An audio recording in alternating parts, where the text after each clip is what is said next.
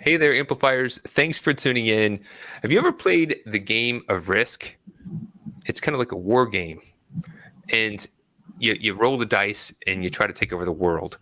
Well, there's risk also in the game of life or in the game of business. And today we're going to be diving into that topic in more detail. Because if you own your business or are a partner of a business and you're not thinking about the risk that you have in your business, you could be setting yourself up for running into a wall at some point in time. The future will be here before you know it. And without further ado, I'd like to welcome our guest to Growth Amplifiers.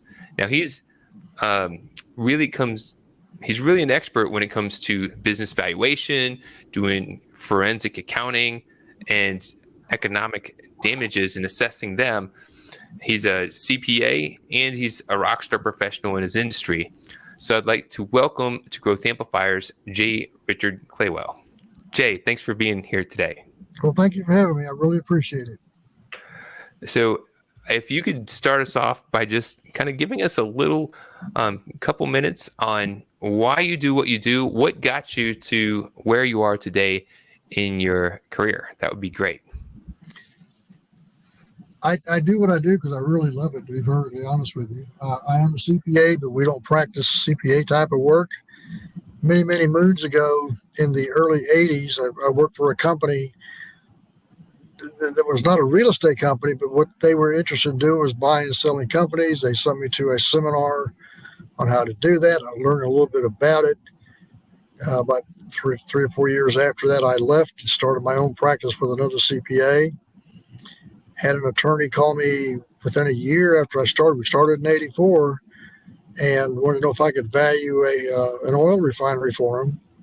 I said, sure, not a problem. And I've been doing them ever since. So that's really interesting. Oil refinery. It seems like I don't run into very many of oil refineries on my way to the grocery store. Yeah, but down here in Texas, we do. Trust me. Oh yeah, I have been through some parts of the country where I've seen quite a few of them. Yeah. Now we're talking today a little bit about the risk. And before we get into that, if you haven't done so already and you're new to Growth Amplifiers, make sure that you subscribe, bookmark this podcast or this channel, because we want to continue to provide value to you, the listener, for tuning in. We're going to talk first off about the challenge of risk. And you see this a lot with businesses that you connect with. When we're talking about risk in a business, what are some of the things that you commonly see, and how are people just not seeing this themselves? I think a lot of it is as a typical business owner, we just don't think about that. We're interested in running our business from day to day. How can we get new customers in? How can we generate revenues? What can we do to decrease our expenses, have more profit? So now we've got those blinders on and we're not really looking at how valuable those profits are. So what winds up happening is there's a lot of risk creeps in. And what happens to us is the more risk we have, the riskier your business is, the less it's worth. The less risk it has, the more valuable your business is. And so there's just so much risk that's out there. And for example, and I'm not an insurance agent, but the type of industry that you might be in, do you have insurance to cover that sort of thing? So we want to eliminate that risk. It's going to cost you some money, but if we can eliminate that risk somewhere down the road, and this is something that we don't think about, I start my business today, the question in your mind should be, how am I going to get out? Because you're building a business that you want to sell somewhere down the road, or you want to merge. You do something with it. You're going to die at some point in time, so you got to get out. You don't have a choice. So you want to maximize what you can get. And that's where we start looking at the various kinds of risks that are out there. and insurance being one example. And again, I don't have a license for that. I don't get any referral fees or anything. But if we identify what those risks are, then we can start eliminating those risks. When we value a company, we typically give a client what we call information questionnaires. And we've got about 40 of those. They deal with a lot of different topic areas, and we ask a lot of different questions about that to try to assess the risk. Another risk that is probably more common to us is the cybersecurity. What's the chance of you being hacked and losing all of your data? Do you have a backup system? And what kind of a backup system do you have? Have you tested it recently to see if it's going to work or not? Or are you just praying that if you have a problem, it's going to be there, which it may or may not be? So there's a lot of information we're asking about from cybersecurity, again, trying to assess the risk, because the higher that risk, the lower the value.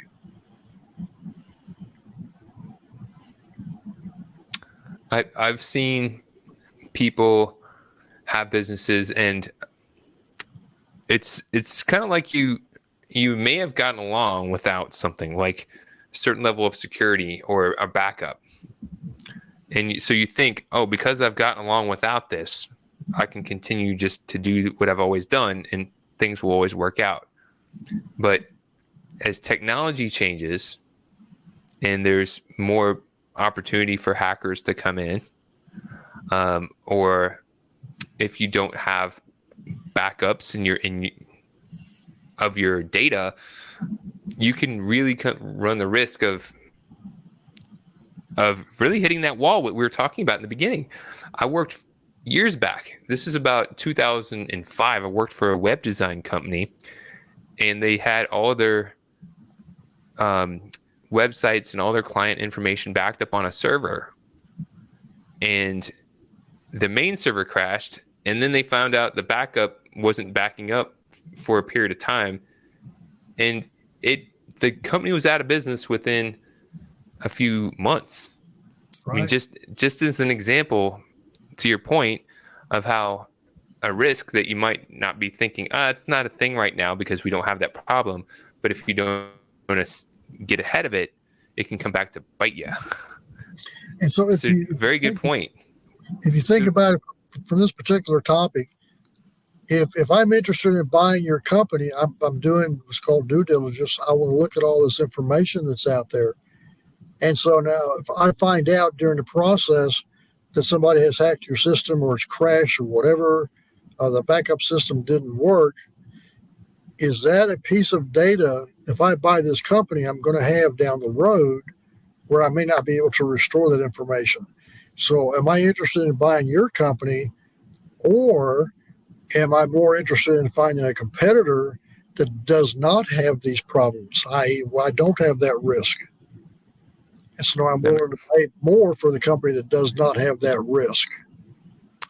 Makes a lot of sense. You're pointing out, like, what comes into mind, like if you're going shopping for a home, you're going to get it assessed and make sure that you have it inspected to see what risks might be in buying that home. Yeah. And our business is an entity that people won't put in a lot of money for, but for whatever reason, we don't always think of it like that because it's nebulous. I know they don't think about that, and it's not funny. But they just don't think about that sort of thing. And then I get to be the bearer of bad tidings to tell them that, instead of your company being worth $1 million, it's worth $100,000. And now they're upset because they think I've done something wrong with it, but it's because of the risk that's associated out there. Hey there, this is Kenny from Growth Amplifiers, here to ensure you get your awesome ideas into action to grow and improve your business and achieve your full potential. Take the first step by visiting growthamplifiers.com and clicking the Start Here button. Take the assessment to get your personalized score. Then select from free resources to learn how to improve your score. Don't wait. Be proactive and take action now by visiting growthamplifiers.com and clicking the Start Here button. And always keep on amplifying. Now, let's get back to the show. So speaking of that, so if you have, number one, if you don't know what risks you have, What is a solution? What is something that you can begin doing so that you're not just continually flying blind, not knowing where you're going? How can you get ahead? I'm in my 40s now. I wish I was a little bit more aware of some things when I had gotten started on some things, but I didn't have that knowledge. So for those who are tuning in and listening and saying, I don't even know what risks I have, what could they begin doing? Well, when I was younger, I used to think my dad was not very smart. And when I got to be about 25 years of age, I realized he was really a pretty smart guy. So that happens with age. So one of the things is to have the age get in a process. And, now that I started talking, I forgot what your question was, and I apologize. What was your question again? Oh, it was, we're talking about, no, I forgot it. No, just kidding. We're talking about how if you are not aware that you have these risks, what are some things that you could begin doing to get awareness of the risks that you may have? And I apologize. I just lost my train of thought. You need to find someone that does business valuations. That's not necessarily your CPA. When we go to school and we pass the exam to be a CPA, they don't really talk about this stuff. They're starting to put business valuations on the CPA exam, but it's very, very minimal, and most CPAs do not have any experience with this. Find a CPA. If you want to use a CPA or somebody that's qualified to do this kind of work, look at their experience and see how many valuations they've done. So you want to ask them, how many hundreds of valuations have you done, not have you done one? So find out how many hundreds that they've done. They should have some checklists, and we've got about 40 that are just information requests on different topic areas where we can go out and we can identify what that risk is. Once we've identified the risk, we can use that in determining the value, or we can use that from a quote consulting standpoint. Here are factors that you've got that's posing a risk. This is lowering your current value. We need to work at getting rid of this risk so that the company would be sold somewhere down the road at a higher price. And it normally takes about 5 years to get rid of all the risk, i.e. all the skeletons you've got in your closet that you don't want to tell anybody about. Mm-hmm. We're going to try to find that sort of thing. So you need to tell us up front, here are my skeletons. I don't like my skeletons, but I've got them. And so now how can we get rid of those skeletons? It makes a lot of sense. I know when I'm talking with businesses, they're so caught up with the day-to-day whirlwind, with the grind, like you're saying. Right. They're looking at the future and thinking, that's later. That's something I can get to at a later point. But you just pointed out, it can take 5 years or to begin reducing that risk. Not to mention, what I've seen is a lot of times when you're reducing risk, you're also helping the business maybe run a bit smoother. Do you have any examples of, without giving the specifics away, a business that had a lot of risk and how you're able to help them reduce some of the risk? We've had some clients in the past where they've had either it's a combination of either customer concentration or vendor concentration. And we've seen more vendor concentration problems than we have with the customer concentration. The customer concentration, we typically start a business, we got one or two clients, and as they grow, we grow along with them. But we don't get new customers in. So now what happens is we're dependent upon maybe one, two, or three customers. So then the question becomes, what happens when that customer decides to change to somebody else? We just don't have the revenues any longer. Then we go out of business. We have another issue with the vendor concentration. And what happens here is we buy from a vendor at a specified price for the products we want to buy and sell from them. So in order to get us to buy from them, a lot of times they will give us a lower cost structure to get us in. Now that we're in and they know that we're in, then they will start raising those prices. So then the problem becomes, can we replace that with somebody else that's got the same quality and same brand recognition? If we can't, then our customers aren't going to buy from us, and we've lost those customers because of the vendor concentration. So you just help them work around those types of issues. And that's all. I've actually seen that. I've seen a guy who had built his business with just a handful of clients. That it was all personal relationships, and then when it came time to try to sell his business, he didn't really have a business. He had a handful of relationships, and Right. he had put a lot of time into his business only to come to that conclusion. I've also experienced, we're using this company and we've got a relationship with them. Oh, they just sold to a new business. They've completely changed their terms and their pricing. And so they're not going to facilitate what we had been using in the past. Right. And it completely can change, It upsets everything. can change the whole dynamic. Yeah, it does. So that's really fascinating. Yeah. It's interesting because all companies are different, so you get to see how different people run it. And again, you get to see where those skeletons are. And you get to work on getting rid of the skeletons, which is a lot of fun. And what types of businesses do you personally in your firm work with? What type are the types and the general size businesses that you typically work with? Well, I've been doing this for a little over 37 years, and I've done just about everything. Congrats. To be honest with you. I talked with a lady yesterday, I believe it was. It's a shareholder dispute. The owners can't get along with each other any longer. Her revenues are about $980,000. So that's a fairly small business. The largest I think we've ever valued was $990 million. The majority, the majority of what we do is probably somewhere between 5 to maybe 50,000, from about 5 million to 50 million, somewhere in that ballpark area. So it depends from day to day what we get in. It's called the middle market. You know, we typically don't value the $900 million companies every day. It's usually a lot smaller companies. Excellent. So if people who are interested and said, maybe I need some more awareness of the risks that I have in my business, or maybe I just need my business evaluated because maybe I'm not trying to sell today, but I should find out where I'm at so that when I get to that next stage, I at least have prepared accordingly. Where could they go to learn more about you and your business, and what could they do? Well, our website is www.biz-valuation.com.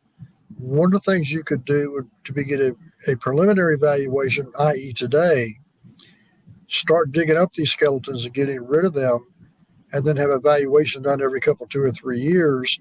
Are we progressing? Are we increasing the value? Are we actually getting rid of the risks? Or go out there and identify what those risks are, and then just work on getting rid of the risk, reduce the risk, because that will automatically increase the value. That's not quite as expensive to do it that way. So that sounds like a great action that people can take is, get an idea of where you're at now, take some action, and then get a check-in. It's like going to the doctor, right? Go to the doctor to make sure that things are all working out the way that you want them to be. You've got to see how things are progressing. Right. And it's an important thing to do.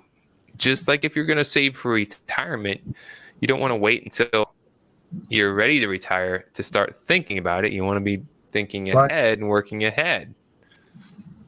Well, one of the things I think help, go ahead. Well, one of the things I think that helps people, and I know they're not accountants, they don't want to be accountants, and I understand that, but if they can learn how to read the financial statements and learn what these ratios mean, then they can keep an eye on that. So when trouble starts to peek its head out, they can see what's there and they can do something about it. You get a sore throat. Do we want to go to the doctor or not? So you wait and you find out later on it's turned into pneumonia. It's not the right answer. So same thing here. If you start getting those small problems, We can teach you how to identify that when they start to grow, and you can take action with it. That's really important. Because like you said, you may not be looking to be an accountant. You may even hire someone to do that on your behalf, but no one's going to be better off knowing where you're at and where you want to be than if you have that awareness for yourself, Right? And can make sure that you're helping guide the person that's you're working with to Right. success as well. So Right. I think that's great. One of the traditions we have to close these interviews, you shared a lot of great information in the interview, but if you could share something that you've learned on your life journey that might be helpful for others on theirs, it can be related to your industry or it could be completely anything anything that you've learned on your journey. What is something that you'd care to share? I would tell people to be selective in who their clients are going to be. Not necessarily saying you do a credit check. You do some work with them to watch the payment history. If they don't pay like they're supposed to pay,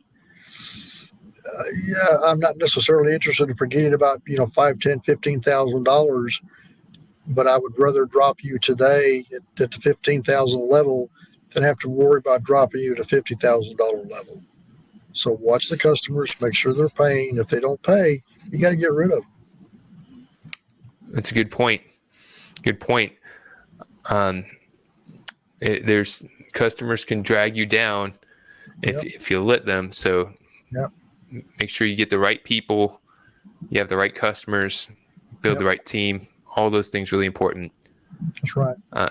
So thank you so much for contributing your knowledge and expertise to Growth Amplifiers. We appreciate you and what you do, bringing the value that you do to this world. If you're tuning in, make sure to put your comments or thoughts in the comment section. We'd love to see what you have to share, and we would make sure that we get those messages back to our guest today. Thank you so much for contributing. Any final thoughts? Not right now, but I appreciate you having me here. And I would say if people have a question about something, if you want to go to my website, you can send me an email. I'd be more than glad to answer your questions for you. All right, that's biz-valuation.com, biz-valuation.com. And thank you so much. Appreciate you. Okay, thank you very much. Appreciate your time. To show your support, take a moment to amplify this message by sharing it online. To connect with me or gain more business growth insights, visit www.growthamplifiers.com. Thank you for your support.